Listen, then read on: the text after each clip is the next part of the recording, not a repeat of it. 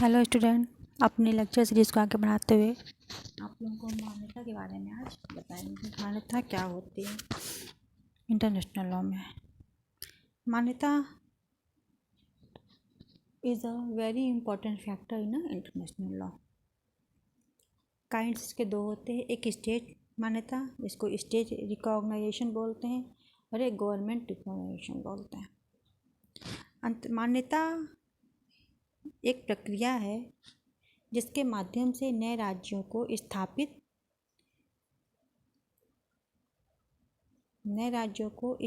राज्यों द्वारा, जो राज्य पहले से इस्टेब्लिश हैं उनके द्वारा नए राज्यों को अंतर्राष्ट्रीय समुदाय के सदस्य के रूप में स्थापित किया जाता है। इसे मान्यता कहते हैं।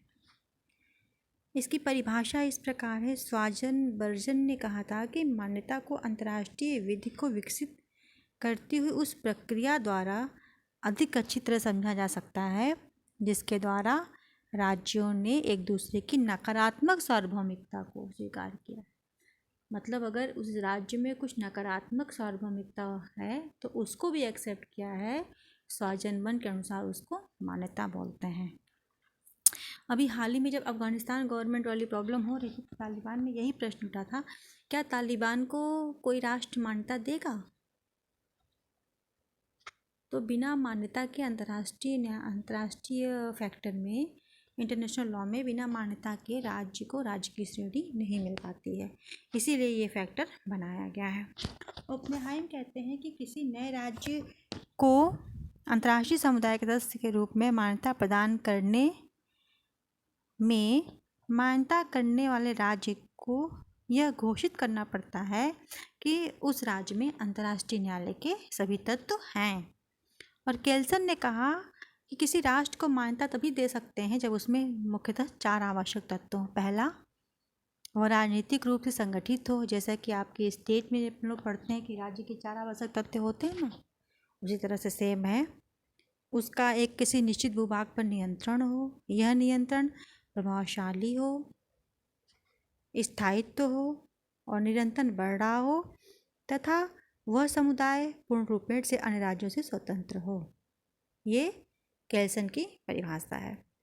इन परिभाषाओं के विश्लेषण से हम यह निकालते हैं कि वास्तव में अंतर्राष्ट्रीय वित्त के अंतर्गत राज्य को यह स्वतंत्रता है कि वह यह स्वयं निश्चित करे कि जिस राज्य को वो मान्यता प्रदान कर रहे हैं उस राज्य में वे आवश्यक तत्व हैं अथवा नहीं।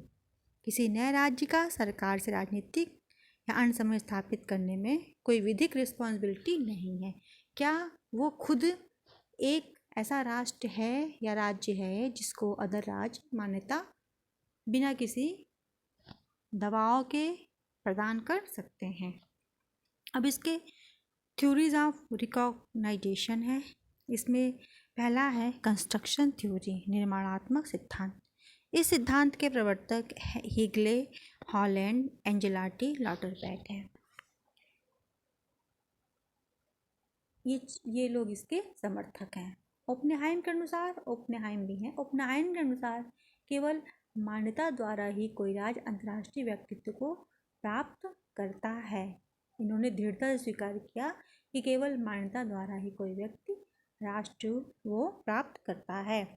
और लॉटरबैट का कथन था कि प्रत्येक राज्य का कानूनी कर्तव्य है कि वे ऐसे राज्य को मान्यता प्रदान कर दें जिसमें राष्ट्रत्व के केल्सन के अकॉर्डिंग चारों तत्व उसमें हों। इस तरह इनका मानना था, निर्माणात्मक सिद्धांत वालों का मानना था कि राज्य में मान्यता का तत्व खुद ही ऐसा राज्य होना चाहिए, ऐसा राष्ट्र होना चाहिए कि लोग खुद उसको मान्यता प्रदान करते हैं। उसको मान्यता के लिए किसी राष्ट्र के सामने एक प्रक्रिया से गुजरना नहीं चाहिए चाहिए। ओपेनहाइमर ने दोनों सिद्धांतों को, निर्णयात्मक उद्घोषणात्मक, दोनों को ही एक्सेप्ट किया। तो डिक्लेरेशन थ्योरी है, उसके प्रवर्तक हॉल, वेगनर, ब्राइली, पिटकाबेट और फिशर हैं। ये लोग मानते हैं कि किसी नई सरकार की सत्ता से पहले उपस्थित रहती है तथा वह मान्यता से स्वतंत्रता हासिल कर लेती है। मतलब मान्यता किसी नई सरकार में पहले से ही रहती है और जब वो उपस्थित रहती है और वो मान्यता जब पहले से उसमें है सत्ता और मान्यता से उसने स्वतंत्रता को एक्वायर कर लिया है। मतलब सत्ता उसमें निहित है और मान्यता से उसने स्वतंत्रता एक्वायर कर लिया है। ये कहते हैं उद्घोषणात्मक सिद्धांतवादी। इसके ब्राइली इसके समर्थक कहते हैं किसी नए राज्य को मान्यता प्रदान करना निर्णयात्मक नहीं वरन उद्घोषणात्मक है, क्योंकि उद्घोषणात्मक थ्योरी को ये मानते हैं। उद्घोषणात्मक सिद्धांत की भी शास्त्रियों की आलोचना हुई और ये माना गया कि नहीं, मात्र उद्घोषणा से ही कोई राज्य मान्यता प्राप्त नहीं करता है। लेकिन दोनों थ्योरी का गहन अध्ययन करने से ये निकलता है कि नहीं, राष्ट्र में किसी राज्य में मान्यता निर्णयात्मक द्वारा तथा उद्घोषणात्मक दोनों द्वारा ही प्राप्त किया जा सकता है। दोनों का अपने अपने में बहुत महत्व है। यानी कि मान्यता का दोनों तरह से मान्यता को माना जा सकता है। अब मान्यता के प्रकार, काइंड्स ऑफ रिकॉग्नाइजेशन। मान्यता के दो प्रकार है। पहला तथ्यहीन मान्यता, दूसरा विधिक मान्यता। तथ्यहीन मान्यता है जब कोई राज्य पूर्ण अथवा विधि मान्यता देने में देर करना चाहता है। मतलब उसे इकट्ठे नहीं एब्सोल्युटली मानता रहता, लेकिन उसको देरी चाहता है, पहले देखना चाहता है कि क्या वो राष्ट्र अंतर्राष्ट्रीय सिद्धांतों के अनुरूप अपने व्यवहार को बनाए रख सकता है। तो क्या करता है, पहले उसे वो तथ्यहीन मान्यता प्रदान करता है। इसका मुख्य कारण यही है कि मान्यता प्रदान किए जाने वाले राज्य के बारे में संदेह होता है कि वो क्या ऐसा करेगा। जैसे तालिबान है, तालिबान को कौन मान्यता देने जा रहा है? कोई नहीं देने जा रहा है। हाँ, चाइना वाइना कुछ ऐसे समर्थक हैं उनके जो उसको मान्यता देंगे, चाइना हुआ, तुर्की हुई, ये लोग।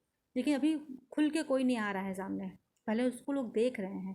हो सकता है कि तालिबान बहुत अच्छा हो जाए, ये तो हो सकता है ना, है तो नहीं। इसलिए ऐसे ही जब रूस की सरकार को मान्यता देता, तो अमेरिका ने कई वर्षों तक उसको विधिक मान्यता नहीं प्रदान की थी। और डी ज्यूरी रिकॉग्नाइजेशन होता है, ये तब दी जाती है विधिक मान्यता जब मान्यता प्रदान करने वाले राज्य के अनुसार मान्यता दिए जाने राज्य उसकी सरकार में मान्यता के सभी आवश्यक गुण आ जाते हैं केल्सन के अकॉर्डिंग, तो उसे विधिक मान्यता प्रदान की जाती है। मतलब कि उसमें स्थायित्व आ जाए, उसमें राज्य की सरकार को जनता का समर्थन प्राप्त हो जाए, अंतर्राष्ट्रीय उत्तरदायित्वों को पालन करने लगे, तो उसे विधिक मान्यता दी जाती है। अब दोनों में अंतर समझ लीजिए, तथ्यता मान्यता, विधिक मान्यता। तथ्यता मान्यता एक इंटरिम प्रक्रिया है, अंतरिम प्रक्रिया है, और ये तभी पूरी होती है, इसके शर्त तभी पूरी तो दूसरी विधि मान्यता बिना किसी शर्त के होती है। ये वो देख लेती है कि नहीं ये उसके अकॉर्डिंग चल सकता है, तो उसको विधिक मान्यता प्राप्त हो जाती है। दोनों प्रकार की मान्यताओं का अंतर का सार यह है कि विधि मान्यता पूर्ण प्रकार की होती है, जबकि तथ्यहीन मान्यता में कुछ कमियां होती हैं, जिसे वास्तविक आवश्यकताओं को ध्यान में रखकर दिया जाता है। अब इस पर कुछ वाद है। लूथर बनाम सागोर का वाद है, जिसमें मान्यता प्रदान किए जाने वाले राज्य के आंतरिक कार्यों के मामले में विधि मान्यता तथ्यहीन मान्यता में कोई अंतर नहीं है। लूथर बनाम सागर के बाद में तथ्य मान्यता विधि मान्यता में कोई अंतर नहीं माना गया। लेकिन बैंक ऑफ इथोपिया बनाम national bank of Egypt and लीकरी के बाद में इंग्लैंड ने इस्बानिया इटली को तथ्यहीन मान्यता दी थी, उसे विधि मान्यता नहीं दिया था। काफ़ी मशक्क़त के बाद उसको बाद में विधिक मान्यता दी।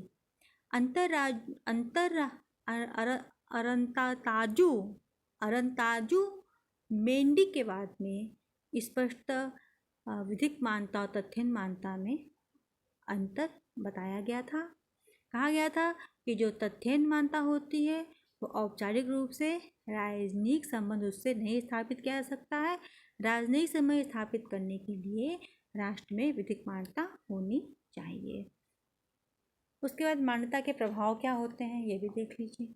मान्यता के प्रभाव ये होते हैं कि मान्यता प्राप्त करने वाले राज्यों को मान्यता देने वाले राज्य के न्यायालयों में दावा करने का अधिकार प्राप्त हो जाता है।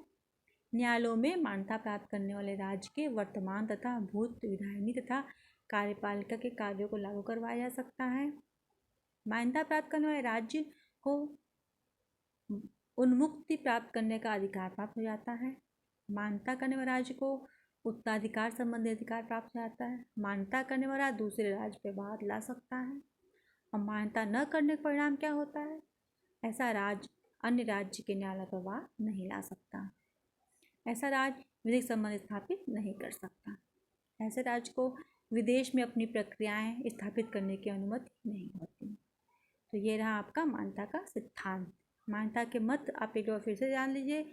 जो थ्योरी ऑफ रिकॉग्निशन है उसमें कंस्ट्रक्टिव थ्योरी में हेगेल, एंजेलोटी, हॉलैंड, लॉटरपार्ट आते हैं। डिक्लेरेटिव थ्योरी में हाल, वैगनर, ब्रेली, पिटकार्बेट और फिशर आते हैं। और इसके दो प्रकार हैं, तथ्यता मान्यता और विधिक मान्यता। अब आपको हम कल पढ़ाएंगे वो सरकार की मान्यता, वो आपको कल हम बताएंगे। छोटी छोटी वीडियो इसलिए बनाते हैं कि आप लोग बोर ना हो, और ये बहुत लेंथी सब्जेक्ट है। धीमे धीमे इसको आप लोग सुनिए, साथ बने रहिए। जो कुछ गलतियाँ हैं उसको मेंशन करिए। Thank you so much. आपको ढेर सारी शुभकामनाएं।